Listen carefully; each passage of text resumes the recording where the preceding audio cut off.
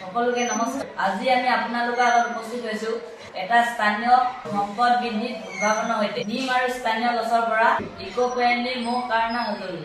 আজি মহ এক ডাঙৰ জনস্বাস্থ্য সমস্যা। ডেংগু, মেলেৰিয়া, চিকুনগুনিয়া এইবিলাক ৰোগ প্ৰতি বছৰে বহু মানুহৰ জীৱন কৰি আহিছে। বজাৰত পৰা সাধাৰণ মহ কাৰণে বস্তুবোৰ ৰাসায়নিক পদাৰ্থ থাকে, যি মানুহৰ শৰীৰ আৰু পৰিৱেশ দুয়োটাই ক্ষতি কৰে। এই সমস্যা সমাধান বিচাৰোঁতে আমি স্থানীয় গছ-গছৰ ভিত্তি কৰি এটা উদ্ভাৱন আনিছো। নিম, তুলসী, লেমনগ্ৰাছ, চিত্ৰনলা আদি গছৰ পৰা প্ৰাকৃতিক তেল আৰু পাত ব্যৱহাৰ কৰি আনিছো। প্ৰাকৃতিক মহ নিবাৰণৰ ডিভাইচ যেনে কয়েল, ভেপৰাইজাৰ আৰু পাউডাৰ মিশ্ৰণ। এই ডিভাইচবোৰ সম্পূৰ্ণভাৱে ৰাসায়নিকমুক্ত, স্থানীয় সম্পদৰে নিৰ্মিত আৰু সুলভ মূল্য। ই পৰিৱেশ সুৰক্ষিত ৰাখে।